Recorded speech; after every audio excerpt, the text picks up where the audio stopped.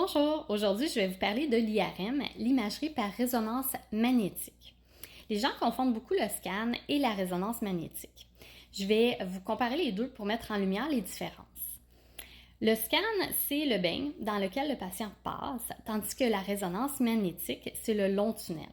Pour ceux qui craignent un petit peu plus cet aspect-là, faites-vous-en pas, le tunnel est bien éclairé, très bien ventilé et il est possible entre les séquences d'examen de parler au technologue. L'autre aspect, c'est le bruit. L'IRM est beaucoup plus bruyant. Pour contrer à ça, on va mettre des écouteurs sur les oreilles du patient. Ça va permettre d'atténuer le bruit.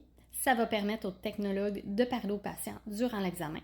Puis on peut mettre aussi de la musique si le patient le désire. L'autre chose aussi, c'est la longueur de l'examen. Un scan va en moyenne être de 5 à 15 minutes, tandis qu'un IRM peut être 30 minutes, 1 heure, 1h30.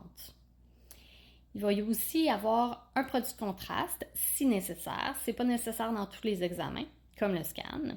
Au scan, c'est de l'iode, tandis qu'en IRM, c'est du gadolinium. Les autres aspects sont un petit peu plus techniques.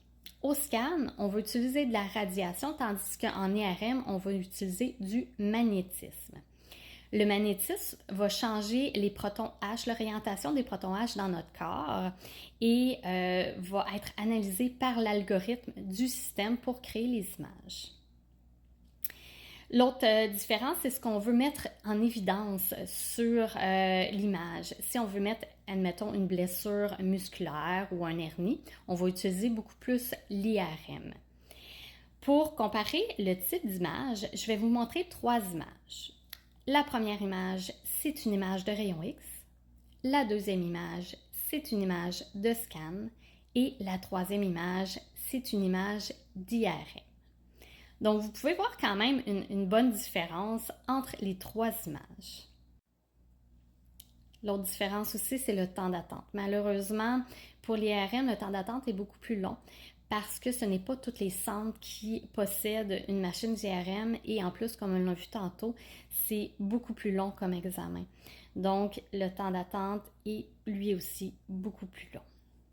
Ça fait un petit peu le tour. Si jamais vous avez des questions, gênez-vous pas, vous pouvez me les poser, ça va me faire plaisir d'y répondre.